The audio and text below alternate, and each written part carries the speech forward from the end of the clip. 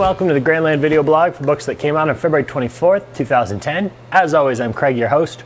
We're going back to the old format for a little bit just because there are so many things to talk about this week. So we've got 2 episodes. This first episode, we're going to talk about some DC books, 4 of them, and 1 indie book specifically. Well, actually, let's say 2 indie books because there's something we need to address off the top of the bat. And then in part 2, you're going to find 4 Marvel books and another indie book that came out. Some interesting stuff going on there. So I feel like, you know, I'm never going to hit this in 10 minutes, so we got to split it into 2.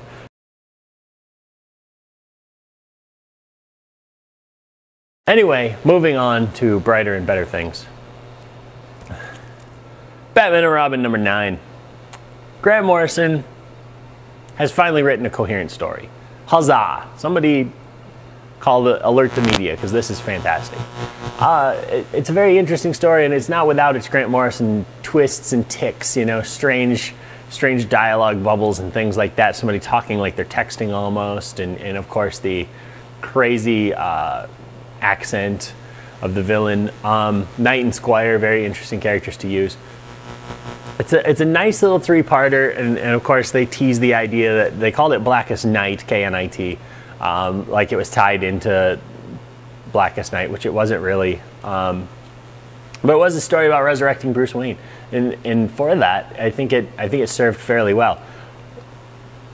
It's very difficult for me to find a Grant Morrison story that I enjoy. So to find that I enjoyed this one was nice. It was a welcome change of pace. Cameron Stewart's art was great. Obviously, this is a 70s story. This is a 70s Batman story, and that's what Grant Morrison was paying an homage to at the time when he, you know, when he took on this job. The whole Bat Radia, the whole Fall or Batman R.I.P., the whole thing was an homage to 50s, 60s, 70s Batman, and this really captures that feel really well. So it's nice to see him stop homaging, you know, stop just writing stories with this reference where this line of dialogue is taken out of a Batman issue from 1954, and actually just telling stories in that vein. It makes for a much better reading experience instead of having to be ultra cerebral and go, well, I know that's some sort of reference, that's why it's so good. It's not good because of that. It's good because it's a good story. That's what that delivers that other Grant Morrison stories have been at best shaky on. Blackest Night number 7. I'm not gonna pull a Blue. By the way, Blue Goblin, of course, again, beat me up. The video blog is already up. Check it out. He gave this book a 10 out of 10. I'm not going to go that far. It was a good book. It was a very solid book. It works really well. This is a really nice thing about Geoff Johns is he's writing a big crossover, and I feel like it's the antithesis of a Marvel big crossover. You know, when Secret Invasion was around, we were all like, oh, Secret Invasion number 1, it was hot. By Secret Invasion 8, everybody was like, okay, yeah, we've already seen the solicits, let's move on, you know, let's put the pieces in place where they're supposed to be. Oh, the Wasp died? Yeah, whatever. Right. Civil War was the same way. Civil War 1, Civil War 2, they were huge. These big things happened, and then by Civil War 7, it was like, okay, Captain America just gave up. Whoop-de-doo. So Blackest Night here started with a yawn. I was not very impressed. It took forever to build up, and then it seemed like there was nothing really going on.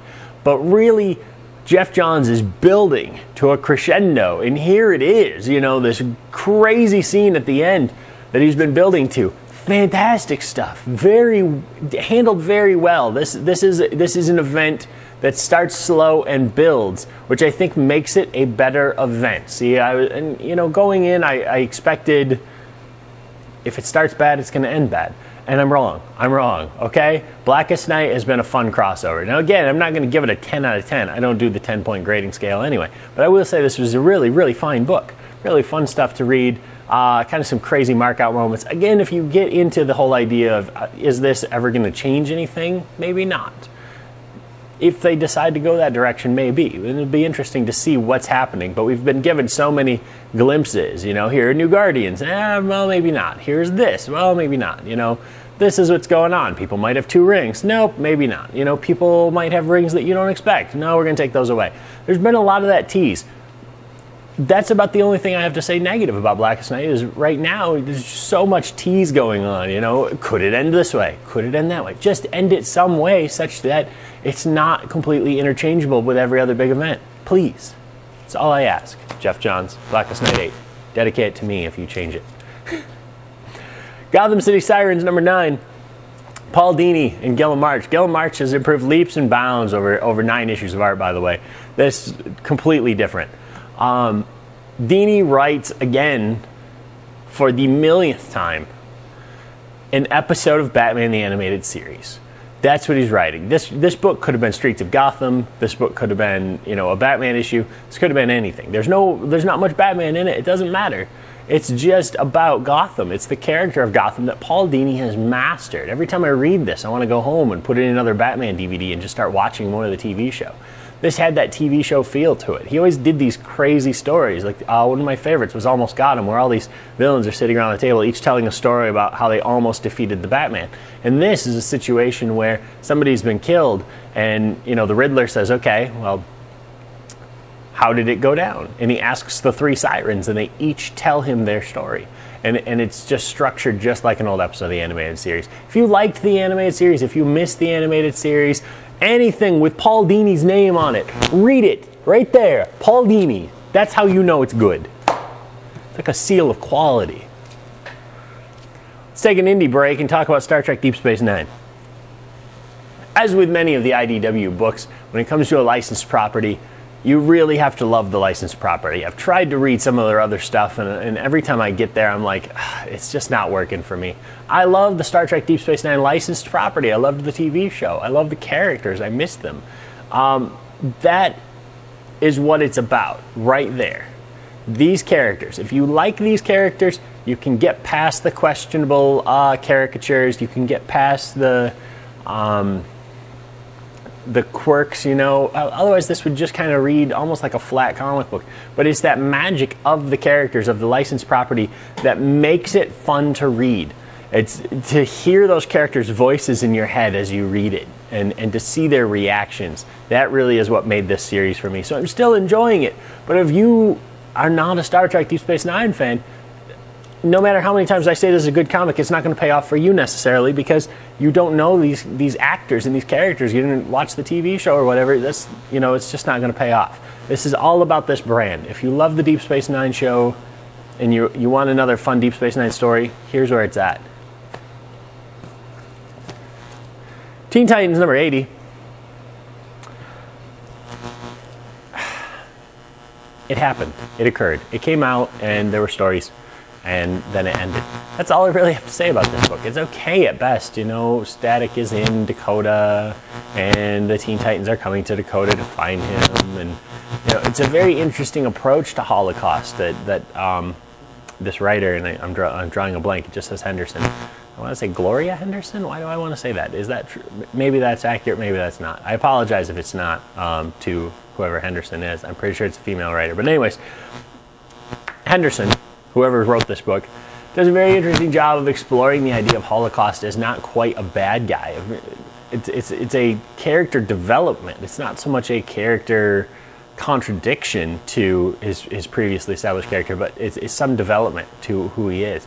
And I think it's an interesting exploration of the character, and I don't think Static is buying it just yet, but it'll be interesting to see where this goes. But again, right now, like, reading the Teen Titans, this is a team that's supposed to, at least be a team. They live in the same house. They should at least be able to interact.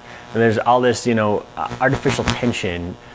At the same time this week, and I didn't bring a review copy, the Avengers premiere hardcover of the Korvac saga came out. And Iron Man and Captain America actually come to blows inside of that book over the leadership of the Avengers. Now that was an authentic tension. This just feels artificial. It doesn't feel like tension. It just feels like tension for the sake of saying these guys don't get along. Just get over it. They're a team, okay?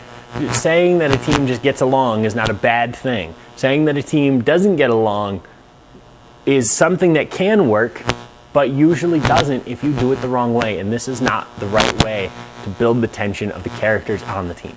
Other than that, another fun story. Again, like I said with Milestone Forever that was cut, if you liked the Milestone universe, there's a story there. These characters will appeal to you. If you're reading it for Teen Titans, I don't think you're necessarily going to get as much out of it as a Milestone alum would, if you will. That's it for this installment. Stay tuned. Part 2 is on the way, probably right behind this one in a couple minutes. If you're watching this, it's probably already available. Thanks for watching.